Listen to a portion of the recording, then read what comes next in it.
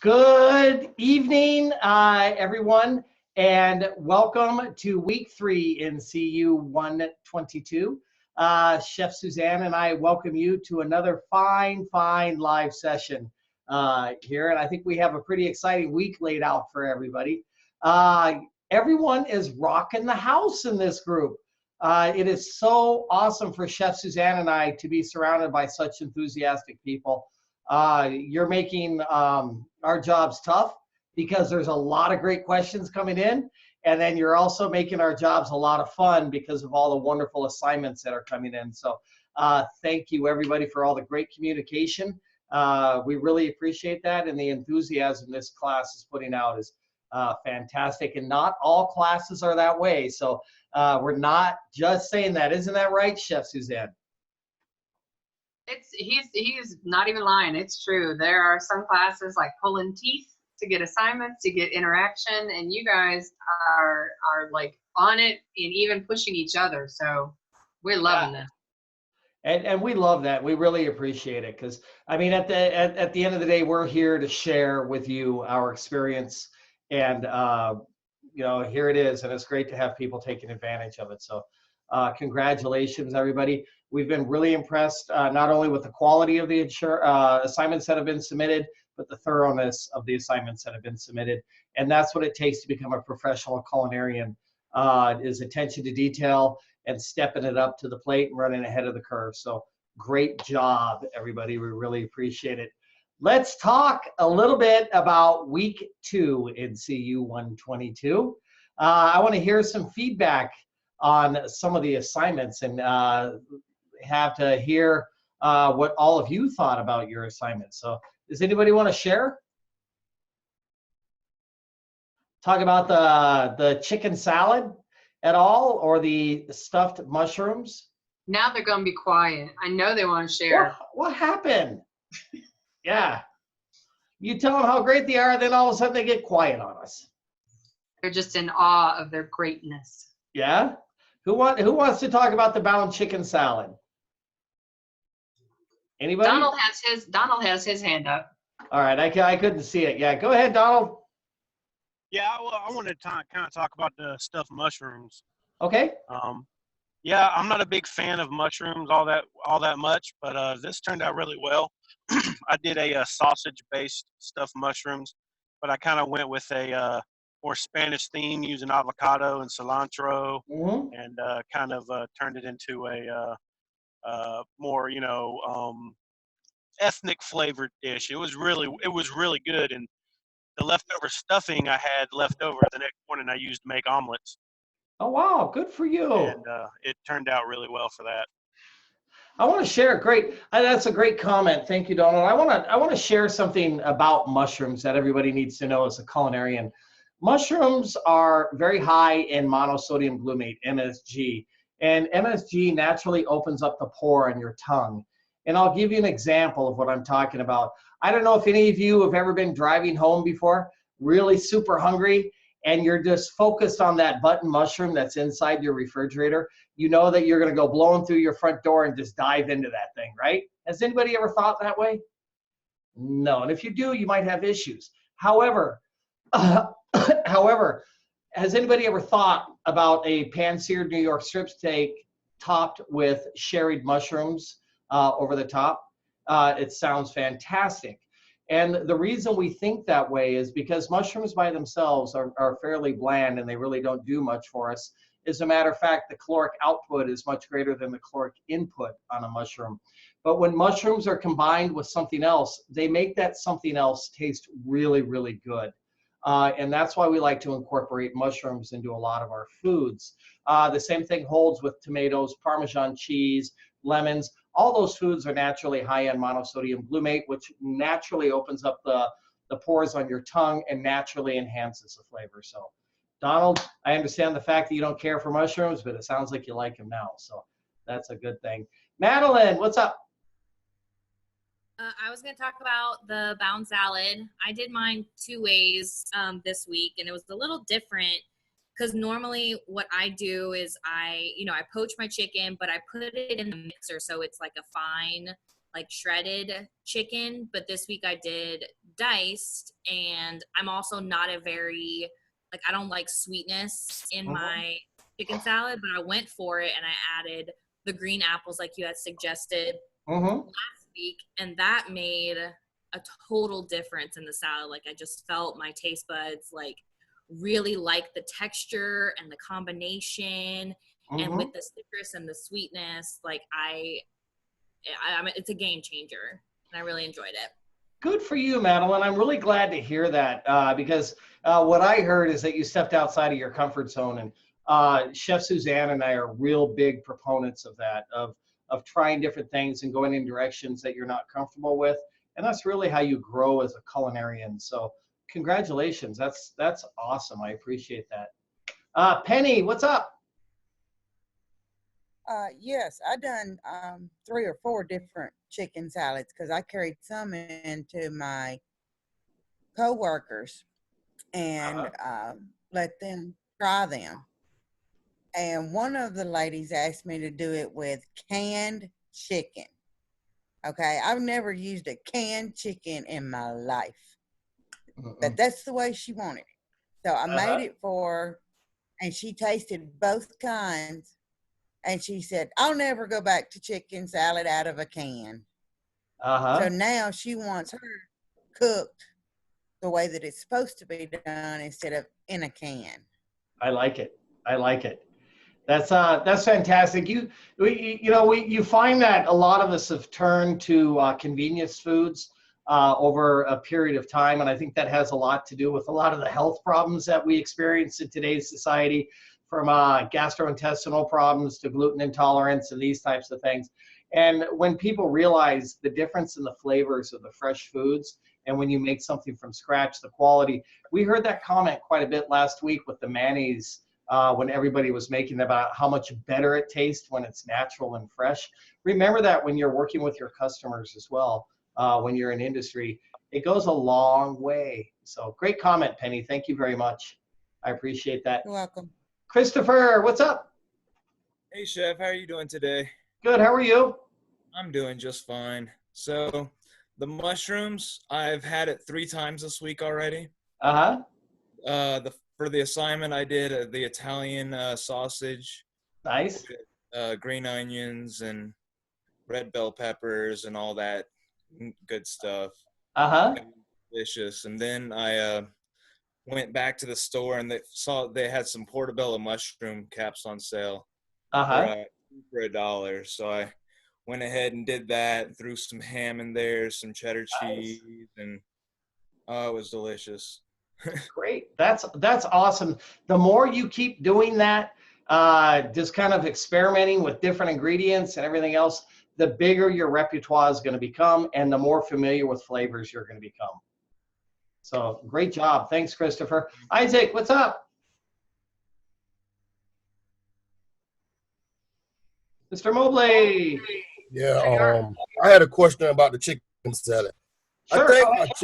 I think my chicken breast that I had boneless chicken breast, and I think it was too thick. Should I have got a thinner chicken breast? Because I couldn't get the cuts.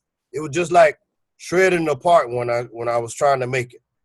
Okay, there's a couple of different reasons for that. The size of the chicken breast, the larger the bird, once they get real big, we refer to those as being capons. That's a mature, older chicken, and the chicken breast will be a little bit tougher because of the age of the bird. So we like to stick with smaller chickens for that reason. But if it was shredding when you were cutting it, it could have been overcooked, or your knife might need to be sharpened a little bit. So those are 2 of the potential possibilities. Next time you might want to consider cutting the chicken breast in half lengthwise and then dicing it so you have 2 smaller fillets versus 1 thick fillet. Okay, all right. Thank you. All right. Sabina, what's up? Okay. So didn't really have any issues. Because I have all of that stuff, all those ingredients I already have. But I took everything out. I didn't know what I was going to do with the chicken salad. I took everything that I had, from raisins to cranberries to all my nuts, out. And then I was like, oh, let me do it this way. I'm like, oh no, maybe I'll make it curry style. And I had everything laid out. Took me a good 30 minutes to decide what I was gonna do. And then with the mushrooms, it's like, because I have the creminies, but and I knew I had to use those because I can't. My portobello pizzas don't count. Yeah. That's where you scrape it out and drizzle it with olive oil and Roma tomatoes, and that's it. It's a stuff. It's technically stuffed, but it's actually a meal. So that didn't. Great. But great yeah, great comments, Sabina. I appreciate that. I love curry as well. But one thing I have to urge all of you, and this is going to be really difficult to understand when I tell you, but if you think about it, it makes it really, really hard. But when you let it happen, it's very, very easy. And, you know, they always say that the biggest problem that any chef has is in between his ears. And when you start thinking too much, you overthink the creation of a recipe. Always, always do the KISS theory. Keep it simple, Sam. And you can develop beyond that. But when you find yourself overthinking a dish, stop. It's the worst thing you can do because 99% of the time it's not going to come out right. So it's good to sometimes step away, then come back and revisit that one. Great comment. So Sabina, I appreciate that's when I put all the curry ingredients away and just said, I'm just doing it simple. A little sweet, a little crunch. Good job. That's the right way to do it. Good job. Thanks, Sabina, for sharing. Donald, what's up? Donald. All right, Donald. Hang on, Denise. Hi, good evening, Chef. I really enjoyed doing the mushrooms. I did spinach and cream cheese with onions, and I used a ground sirloin for the meat. Nice. Yeah, they came out awesome. I used portobello mushrooms. Oh, nice. So you did big ones. Yeah. Yeah. They came out real nice. I really enjoyed it a lot. My fiance, he enjoyed it. He couldn't stop going into the kitchen and popping one in his mouth every once in a while. It wasn't bad for the chicken salad. I did research on a bunch of different types of chicken salad, and I did like an Italian. I used tricolored noodles, noodles, and tomatoes and onions, and I used fresh broccoli. It was and it put a nice crunch to it. Sounds good. Yeah, I really enjoyed it. I used multicolored tomatoes. I had some the small ones, some yellow ones, so I had some yellow and red ones. It came out very colorful. Sounds delicious. Sounds delicious. But the pasta will not make it a bound chicken salad. It'll make it more of a pasta salad. So just keep that in mind for the next time. But it sounds like you did a great job and you were working with some different flavors. So good job, Denise. I appreciate that. Okay. Thank you for the comments. Willie, what's up? Hey, good evening, Chef. Hi, Willie. Everything turned out very well. My wife loves mushrooms, so like they're all gone. I just used the basic recipe. I did have a question though. Sure. If I wanted to use shrimp in this stuffed mushrooms, would I put it in the oven? Would you put the shrimp in raw, or would you like kind of partially cook the shrimp first? If you use shrimp. We would definitely add it raw, and this is the reason why. You know, a lot of the shrimp that most people have access to is the Japanese tiger shrimp, which is very high in protein. And when you cook it, it coagulates quickly and it becomes very, very tough. We call that the golf ball effect because it's almost like eating, and Chef Suzanne is, yep, and it's almost like you're eating a golf ball. And so you have to be very cautious when you cook shrimp. They have a very narrow window. So I wouldn't want to add cooked shrimp to any dish that I'm going to cook because of that. So if you ever have access to Mexican whites, those are my personal favorite shrimp out of all the shrimp I've tried in the world. They also call them blue shrimp, and they're absolutely fantastic. Okay. So, sounds good. I mean, I I had the same problem with the chicken breast, and I just sharpened. I believe I forgot who said it earlier, but I just sharpened my knife, and then it's cut right through. So Coming right through. sharpen right through. Yeah, it is at one point. Absolutely. Great comments. Thanks, Willie. And you know what Willie was talking about there just a second, I wanted to touch on real quick.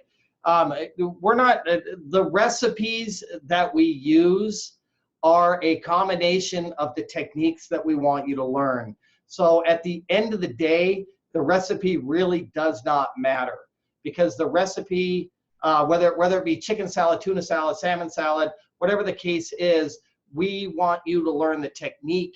And once you have learned the technique of making the bound salad, then you can take it in any direction that you want. You are like an artist, right? We're teaching you how to build the canvas, and then you can paint that canvas any way that you like. So just remember to take away, especially from this course, the techniques that you are learning, because that's what's going to carry you far into the future. Most of you have learned how to make a great bound salad this week. Now when you're in industry, it's your choice what that bound salad is. And Chef Suzanne and I are so excited to hear about all these people thinking about, Willie with the shrimp, Sabina had the curry, and then Donise was talking about the broccoli, and then other people, or Madeline was talking about the Granny Smith apple. That's the way you do it. And that's the direction that you want to go in. So congratulations, everybody. That's awesome. Ronald, what's up?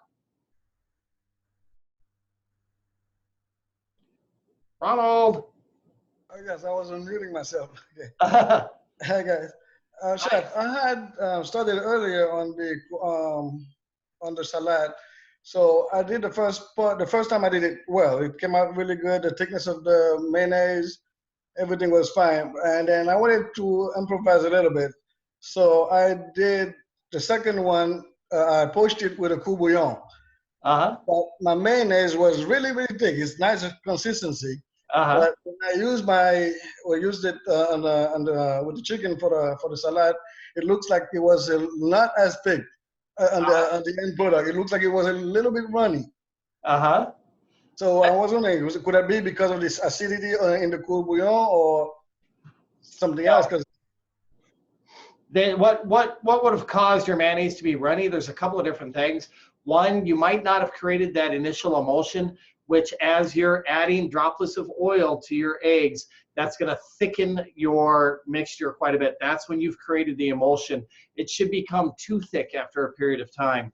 And then the second thing that could have happened is you did not add enough oil, which is a fairly common mistake. You want to figure about 1 egg yolk equals about 6 ounces of oil, and that'll get you nice and tight right in there.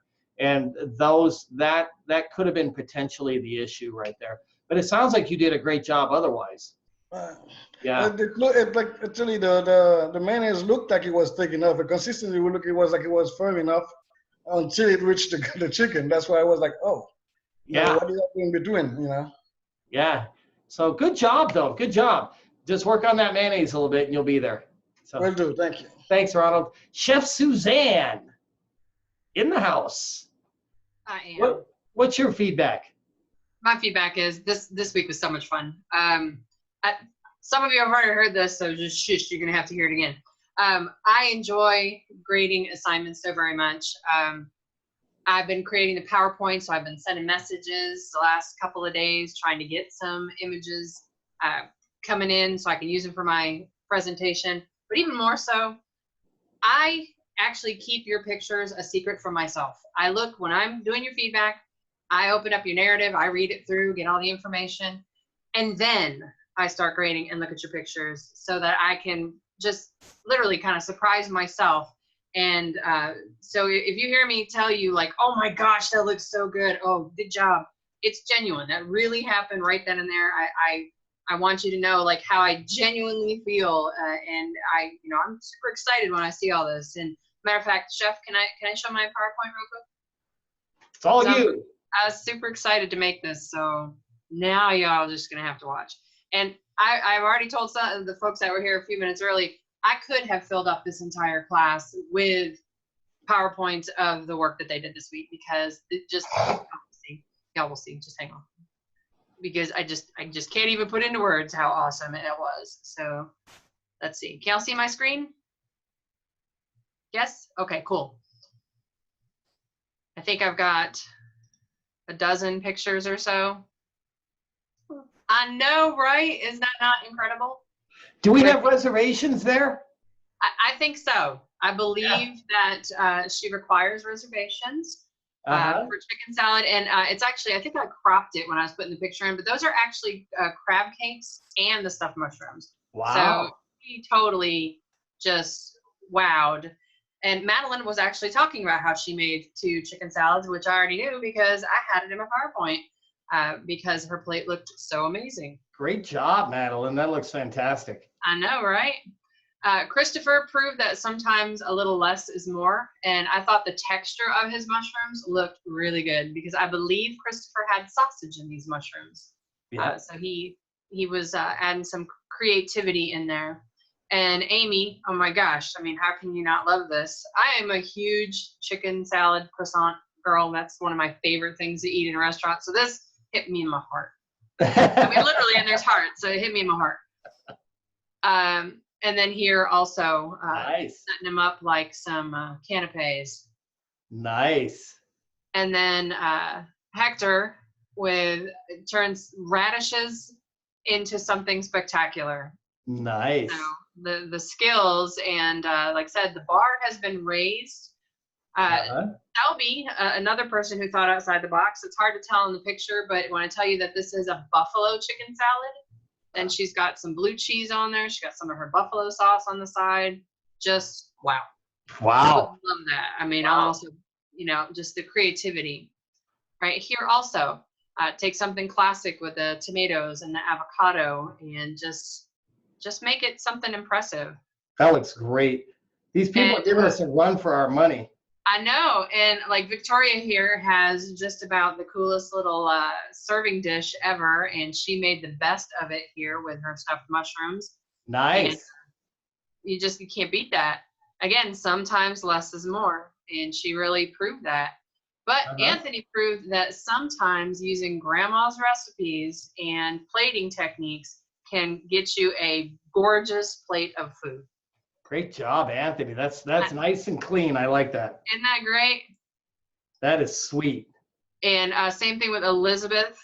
You can even see some of her char marks on there from her grilled chicken and all of her seasoning in there. Nice. And then Kenneth slipped in just under the wire, getting this to me right before class started so I could put this in here because he's got them both in the same picture, which I love. Good job, Kenneth. I like that. Wow. And same thing with Charles, also last minute submission for photos. And again, just the creativity and the way things looked. And I didn't want to forget to add this. I actually had to cook. We have to actually do work also. We have to cook things so we can kind of put ourselves in y'all's shoes sometimes. So I actually chose my assignment for this week. I chose what y'all were doing. So I literally made chicken salad and stuffed mushrooms. And I was super excited because I adore chicken salad. And I made some chicken cordon bleu stuffed mushrooms. And they were yummy. So I have a new chicken salad in my repertoire and a new stuffed mushroom. So, but they did such a nice job and really and truly are raising the bar with presentation and photos. So kudos all around. This class makes me nervous. They're a little bit more advanced than I thought. There were some great presentations in there. I know, right? And it wasn't even a couple of those pictures of the stuffed mushrooms. What we look for is that they're not like a rock. And you see a lot of first timers that make it, and you could almost hit it with a 9-iron. But the ones all those pictures were nice and tender, and they looked like you wanted to bite into them. They were absolutely fantastic. So congratulations, way to go. And Chef Suzanne loves chicken, so. Every time we have a chicken assignment, step aside, just let her go. She loves it, and I love that enthusiasm. That is a number 10 right there. So congratulations, everybody. That's fantastic. That makes me really happy. So on to week 3 in CU 122. We're going to learn some really exciting things this week. We have some sausage on the plate, and then we also are pickling some veg. But before we get going, let's take a look at a couple of quick class notes. It is your responsibility to post attendance at least every 4 days. Please do not forget that. When you fail to post attendance, your instructor or evaluator will contact you. This is time that could be spent helping other students learn.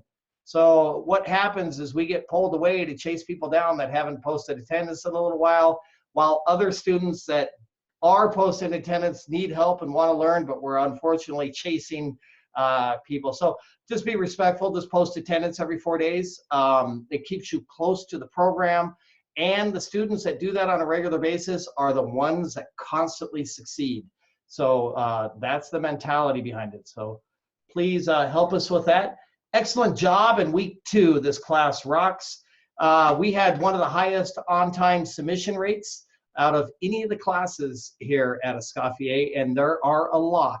So when you're near the top, you should be proud of yourselves, and that only displays your level of professionalism and commitment. So thumbs up, everybody. Make sure that you complete both knowledge checks every week. The majority of you did fantastic with that, but there were a couple of people that just got one or the other. And knowledge checks, before we get into this too far, I was made aware, fortunately by one of our students here, that there was an issue with the conversions knowledge check this week. That has been resolved, and the correct conversion knowledge check is up there now, so feel free to take it when you are ready. So let's take a look at week 2 and how it's going to unfold for us. Research materials are really critical this week, especially when it comes to the sausage making process. We're going to talk a little bit about that tonight. We're also going to watch a quick video to make sure that we all understand. And then the knowledge check this week is in direct relation to the research materials. So everybody should get out of 10 out of this. Don't forget that when you take the knowledge check, you can take the knowledge check as many times as you like, and only the highest score sticks. Why didn't they have this system when I was in school? Who came up with this? This is awesome. So only the highest score will stick. So take it as many times as you need. And then the conversions knowledge check, we have a handy dandy guide for you in this week's PowerPoint. Thank you everybody for being here for our week 3 live session. You are the ones that will succeed. And if you don't, and if you're not here, make sure that you watch our live session archive. Watching the archive is your key to success. So take advantage of it. This week in the kitchen, we're doing pickled vegetables and sausage. And then this week, this is a recommended prep list. Chef Suzanne loves prep list, and so do I. That's chefs, once you get into industry, and this is 100% true, your minds are gonna be rather full, right? And overspilling, and then you throw in your personal life at the same time, and there's only so much this old coconut can handle up here. So we like to make lists, and we like to plan everything out in advance. Please follow this prep list. Your life will be good. Wednesday live session, read research materials, complete both knowledge checks on Thursday. Read assignment, create prep list, purchase mise en place on Friday. Right. Complete assignment, check against rubric, and submit Saturday and Sunday. Make any changes suggested by Chef Suzanne and resubmit on Monday or Tuesday.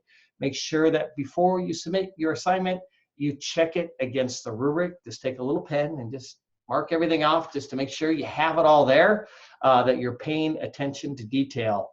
And should anybody need help with their assignment, you don't understand it, what's going on, and you've watched the live session, you've read the weekly presentation and gone through the research material and you have questions, pick up the phone, give me a call, shoot me a text. My number's on the right-hand side of the class page. If you have any questions about the grade that you have received or when your assignment will be graded, reach out and talk to Chef Suzanne. She'll get right back to you and she'll take very good care of you. So that is the official system, the way it works, although we can both handle each other's questions should you not be able to get a hold of one or the other. This week's conversion chart, right up here, which will directly relate to the conversions knowledge check. You're welcome to keep this open on a separate tab while you do your knowledge check. You'll guarantee a 10.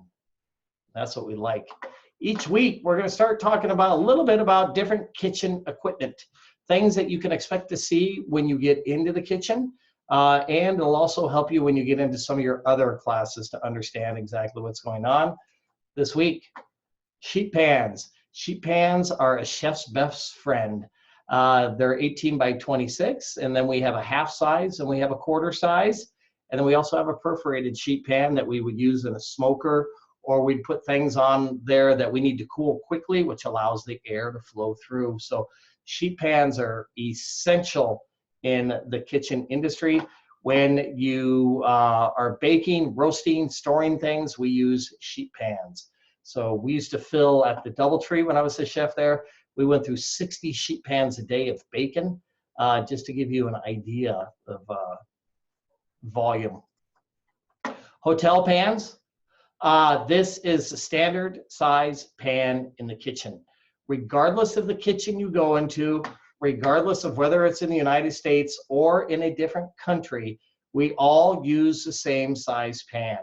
It is referred to as a hotel pan, or a 200 pan, or a 2-inch pan.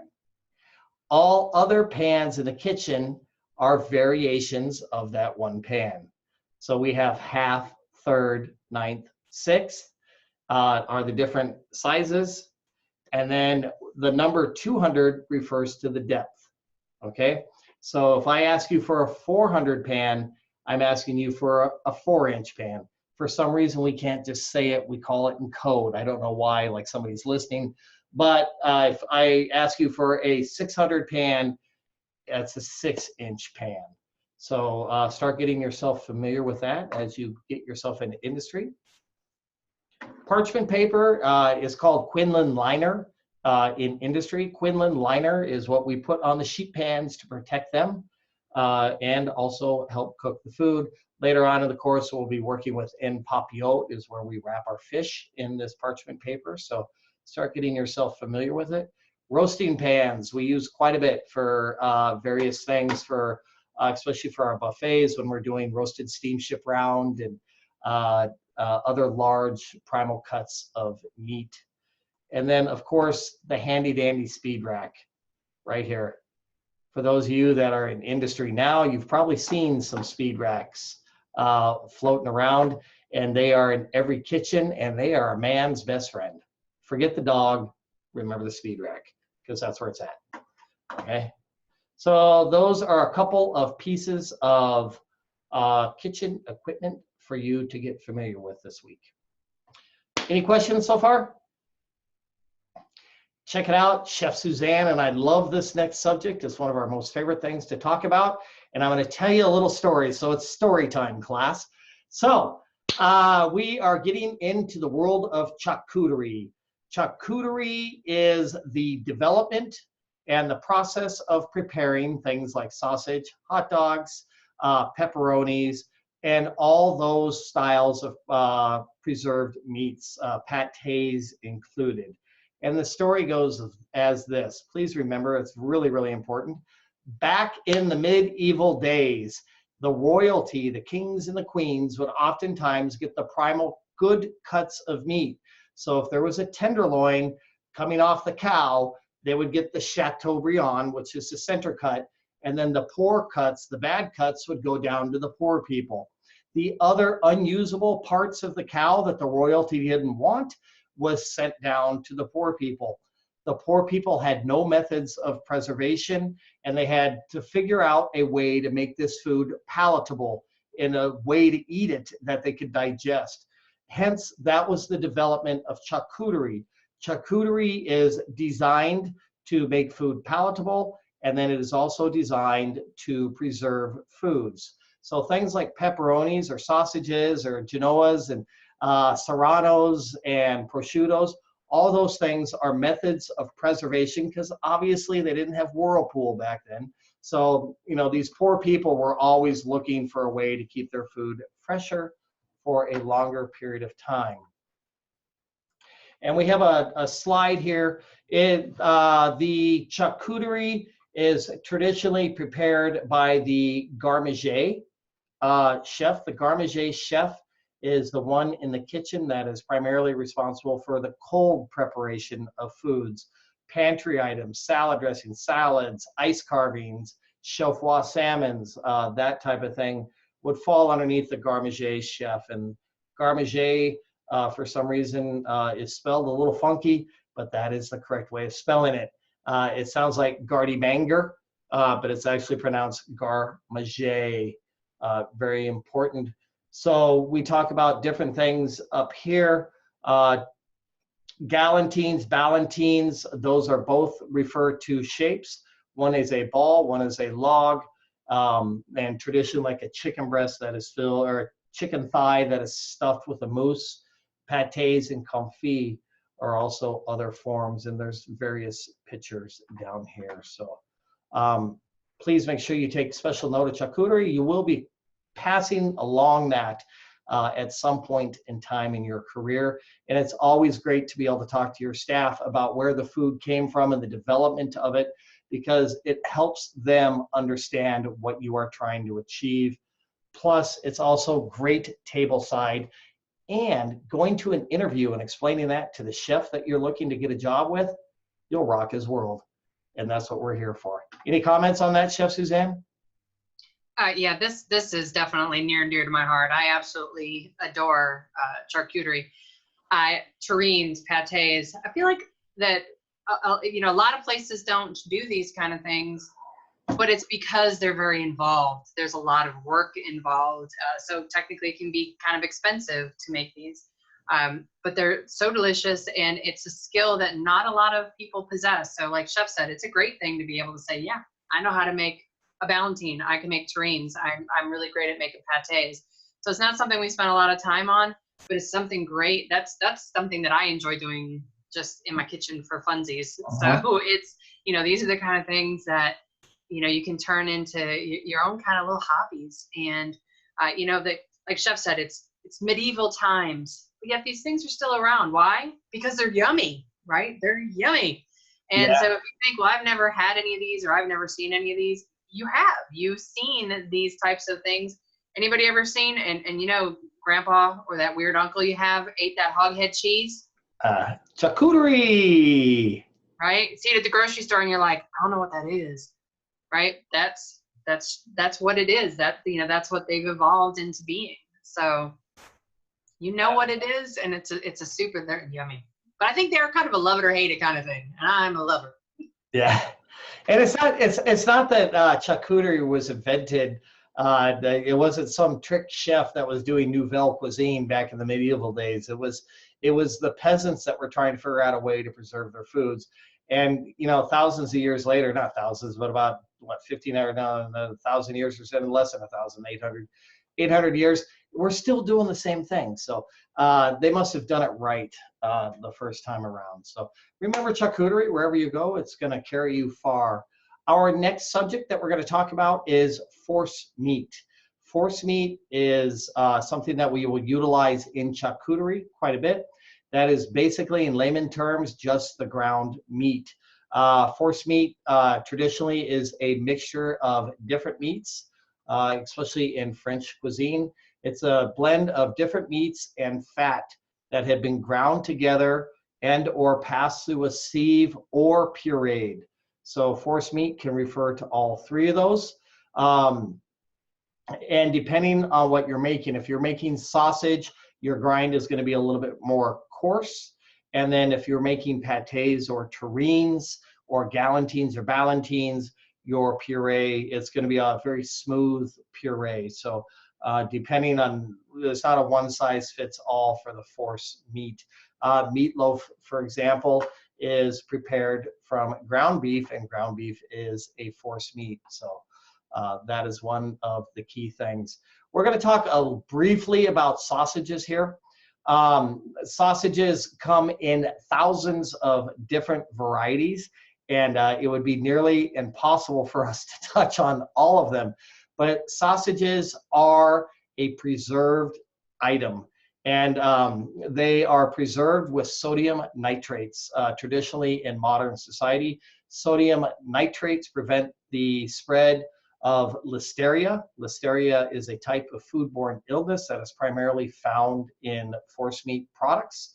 So there is sodium nitrate. Sodium nitrate can give certain people headaches, so we like to avoid using it if at all possible. There's a bunch of different types of salamis that are sausages that are fairly familiar items. The andouille, which is used in Creole cuisine and some French cuisine, and then the bratwurst. You can't go to a tailgate party without bratwurst. Chorizo. Chorizo is a big thing in this neck of the woods where I live, and it comes not only in a ground form but also in a cured form, which is very hard. Traditional sausage, like a summer sausage. Then we have salamis, Italian sausages, fouette, boudin, and all these other sausages. So that is just information for you to refer back upon. Now, sausage traditionally is made with a force meat. You can use whatever type of meat that you like. I know chicken sausage with apples is real popular. The pork sausage with the fennel is really popular. The word sausage is pretty interesting in itself. Sow, S-A-U, refers to a hog. Sage refers to a seasoning, and that's where you get the word sausage, right? Sausage. And sausage that we buy in the link form is held together with casings. Okay, if I get too technical here, tell me to pull over and I'll slow down. The casings that we use today a lot of them are synthetic casings that are made from collagen. Collagen naturally occurs in animal bones and within the meat itself. That's what kind of holds the meat together. That's that sinew, that tough stuff. That's collagen.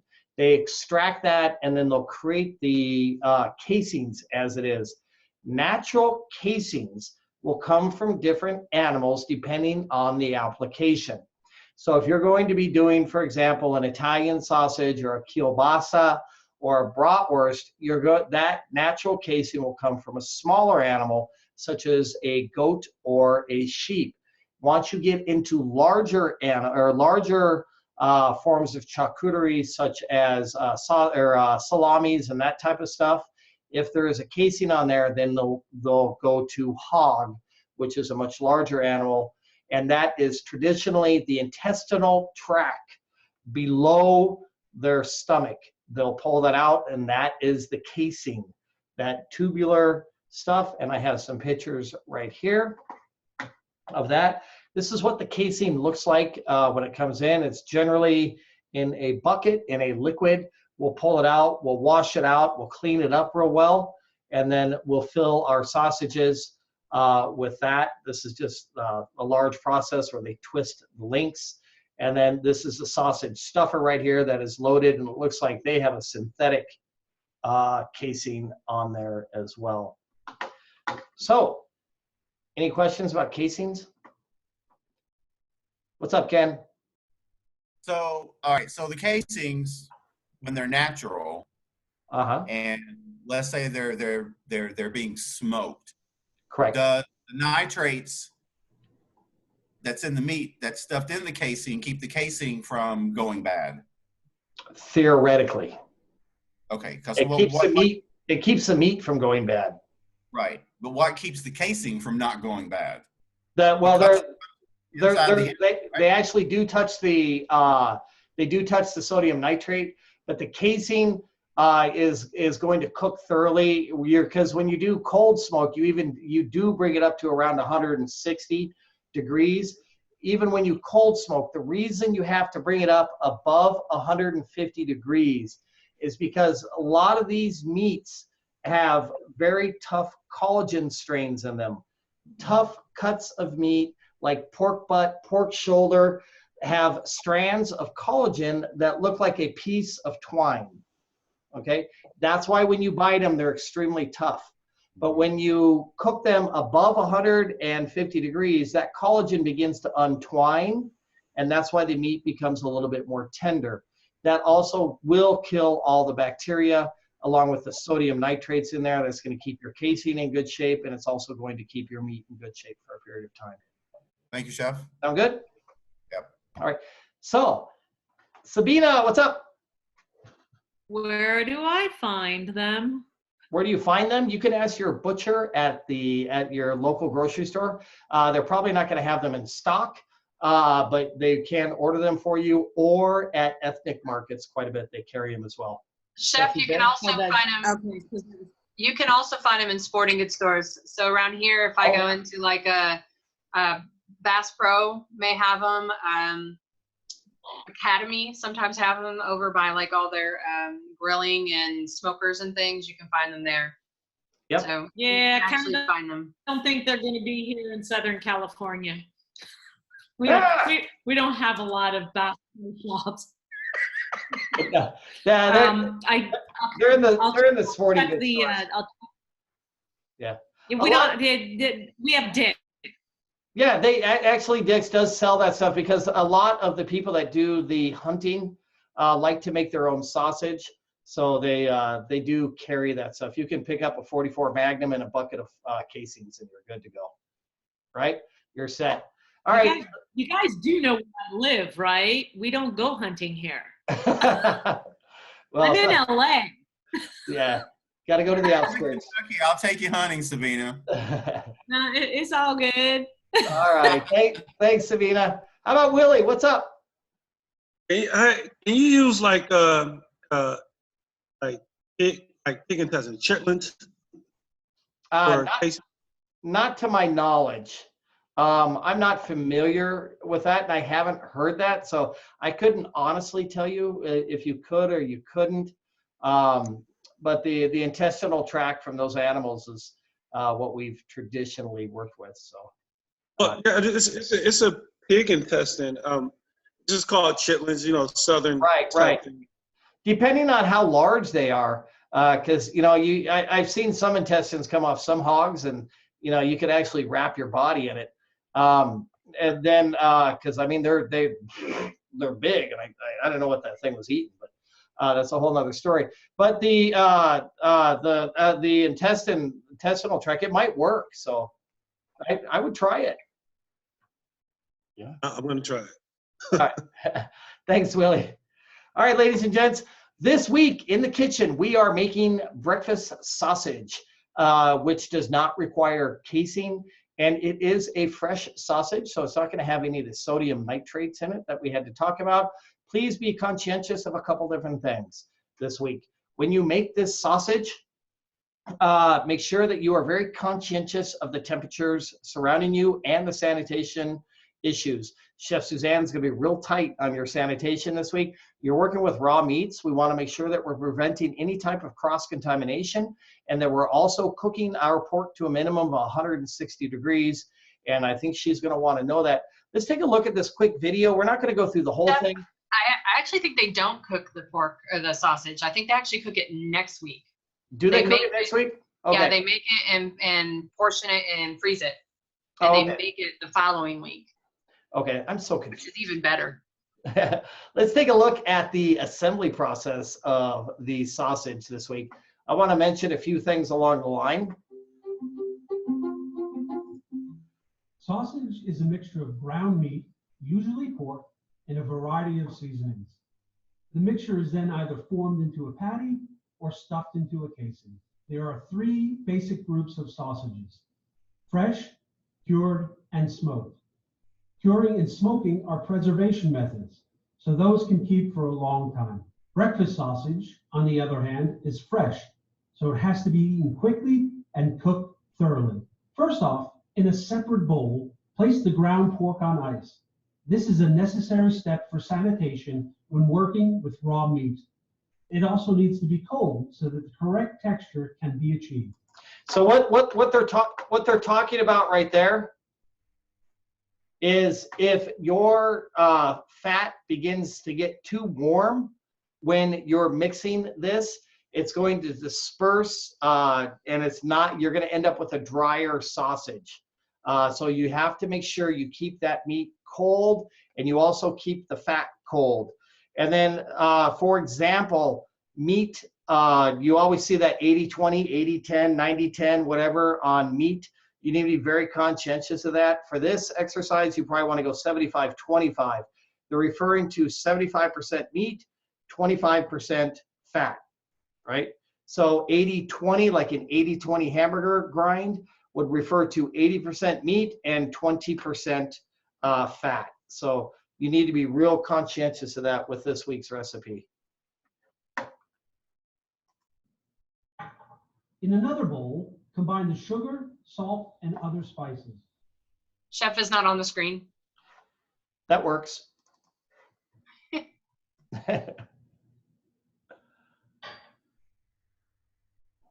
So just put all your dry ingredients, mix those before you add it to your sausage. What he's getting at right here is you do not want to over mix it. The more you mix the meat, the more you're going to break the meat down, and it's going to lose its texture and its consistency. So if Chef Suzanne ends up with a bunch of pate looking breakfast sausages, that means that it's been over mixed. And that also, the more you mix, the hotter that fat's going to get. Traditionally, if we were making this in a grinder, we would add ice cubes to the grinder to keep the parts cool and to keep the entire process cool.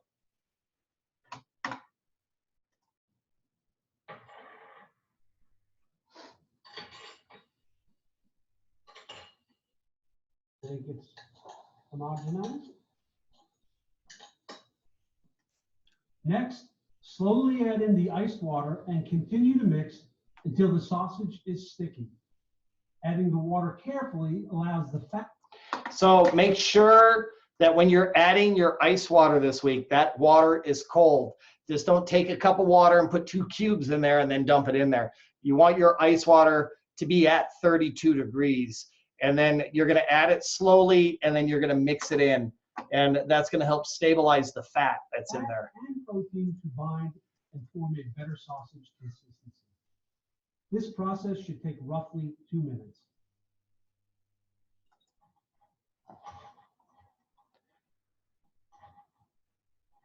Seasoning if needed.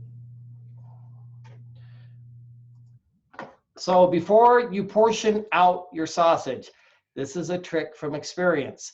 He's just completed a sausage mix. Take a very small portion, cook a patty, taste it, make sure that the seasoning's right, because guess what? If you portion it all out and then you discover it's bland, you're back to square one again. So make a small patty, do it the right way. Don't taste it raw.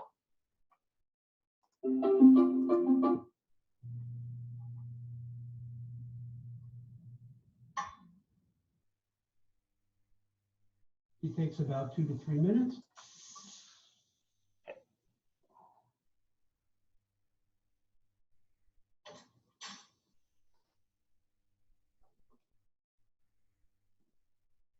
A little more salt.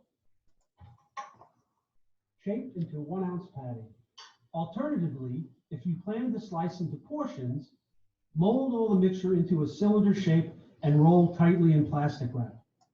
So what he's talking about right there, and that's what we do in industry quite a bit, is we'll lay out a nice thick sheet of plastic wrap on top of our work surface, probably about 18 inches wide, and then maybe about 12 inches. So it's about 12 by 18, this piece of plastic wrap. Then we'll shape the sausage mixture in the shape of a log right down the middle of the plastic wrap. And then we're gonna roll it in that plastic wrap and then twist the ends, and the force from twisting the ends will shape it into a cylinder object. You can then refrigerate that until it's very, very cold, or freeze it, and then slice sausage patties off of that, and you'll get a much nicer, more consistent look to it. When you're working it, if you do choose to work with your hands this week, it's perfectly fine. You do not have to wear gloves. Gloves are only required when we work with ready-to-eat foods, RTE foods. Those are defined as salad sandwiches, things that are not going to be cooked before they are served. That is the Serve Safe law. So make sure that you limit the amount of time that that sausage is in your hands. 98.6, you're going to begin to separate the fat from the protein and get an uneven distribution in there. So make sure that you do that quickly. And then I think that's all we have for Chef Quinn. He's awesome, and I love him. Pickled vegetables, everybody. Pickled vegetables, once again, we're going back to the world of preserves, right? So these are after the days of medieval. This is when the wine went bad and turned to vinegar, and they had to figure out a way to keep the vegetables all year around, because long ago, harvest season was during the summer. That's when they would harvest all of their vegetables, but during the winter months, they had nothing to eat. So what they learned to do was to pickle and preserve the vegetables. This way, down in grandma's cellar, in the month of January, you could go down and get your carrots and you would be safe. And so that's where this food comes from. Pickled vegetables, everything from pickled ginger to carrots to pickles. Pickled jalapenos are a wide variety, great dish to serve in the restaurant these days, because you can have a lot of fun with them and do some really funk dishes. To make things real super simple, always just think of pickling. Bring the vinegar mixture to a boil, pour it over the top of your prepared vegetable, put the lid on it, and forget about it. That's all it is, and the acidity in the vinegar preserves it. So it's traditionally done with a vinegar to pickle it. And Chef Suzanne, what do you have to add to pickling? I'd like to add that when you see it on a menu, it somehow makes a menu item seem more fancy. Because I know I'll see it on a menu, it'll say like a burger with this, and you know, homemade pickles, and I'm like, ooh, homemade pickles! I've got to order that. So just, you know, those little, you know, and once you all have made these pickled cucumbers, you'll be like, oh, that's not nearly as involved as I thought. And so you can see why places do that, because it's that little extra something that they've added on their menu that can really wow guests. So keep that in the back of your mind. Can't go wrong with some quick pickles. The other night at the resort, we took a whole head of cauliflower, and then we sliced it about that thick. So it had about 4 slices per head. And then we seasoned it heavily with coriander and turmeric and salt and fresh cracked black pepper, roasted it. And then when it came out, we took a circle cutter and we cut it into the shape of a circle. It now resembled a scallop and also had the same flavor and texture of a scallop. So we took very thin sliced red onions, poured hot apple cider vinegar over the top with fresh oregano, a little bit of chopped garlic, some salt and pepper, and served that on top of the cauliflower, and the whole dish just popped in your mouth. It was absolutely wonderful. Simplistic, zero money on the plate, nothing. And we sold it for about $12 a pop for a circle. And that's how you make money in the restaurant industry. But I didn't make any money because I don't own it. But that's a whole nother story. There is a video on here for the pickled cucumbers. This is on the class page as well as in the weekly presentation. We're not going to go through this video right now. If anybody has any questions after watching this video, please reach out. Make sure you let us know. And then this week's assignment, everybody, self-identification photo. Let's be looking sharp, crisp, and clean. We are professional culinarians. And then your sanitation stuff is going to be of utmost concern this week, because we are working with raw pork products and fresh vegetables that is screaming cross-contamination. So Chef Suzanne will be very keen into that. We want to see pictures of your mise en place for both assignments. And then for your pickled cucumber, make sure those slices are nice and consistent. Great time to practice your knife skills. Slice cucumbers in salt, water, salt, sugar, bay leaf, which is your pickling mixture. Rinsed cucumbers in a non-reactive bowl, covering with the pickling liquid. And then the breakfast sausage, ground pork in an ice bowl. And I hope everybody understands what he was saying about a ice bowl. An ice bowl is a larger bowl with ice and water in it, and then another bowl on the top. And then your spices mixed together, that just like he did in the video. Mix your pork and your spice, and then form your patties, and then layer between parchment paper and Ziplocs labeled with current date and the name of the product, so you can freeze it for next week's assignment, or you can roll it into a log formation. Just make sure that it is properly labeled and dated. Chef Suzanne. I do want to add something, because I know there's been a few questions in the box. So these type of cucumbers are a lot of times just referred to as quick pickle versus like the stuff that you can do as far as canning that you stick in the fridge and can last on a shelf down in a basement for years. This is a little different. You know, these are not going to go into a jar. So how long will they last? Maybe a week before they may start to break down. So they're pretty much ready right after you finish making it. These are different from your I don't know how you'd like the pickles that you get from the lady from church that are so amazing that she makes and spends forever and a day on, and she puts them in the cute little mason jars with a lid, and you stick them in your fridge for a year. These are a little bit different, so just keep that in mind with your pickled cucumbers. This is a quick QPs, quick pickles. Yeah, let's get some questions here. Sabina, what's up? Okay, a couple of quick questions because I already read the chapter, so I'm gonna put my grinding thingy for my KitchenAid in the refrigerator to make sure that everything is cold. Is pork butts got enough fat, right? I don't need to add anything to that. I would be very skeptic of the that it has enough fat. So so I should use what, salt pork? No, salt pork is not a good thing to use for that recipe. I would make sure I would separate my fat cap. The fat cap is what is on the outside. I would separate my fat cap from my actual pork, and then make sure it's a 75-25. So if you're doing a pound, make sure 75% of that is the pork, solid pork muscle, and then 25% of that is the actual fat from the fat cap. And that will help give you a consistent measurement, because eyeballing it is not okay safe. And then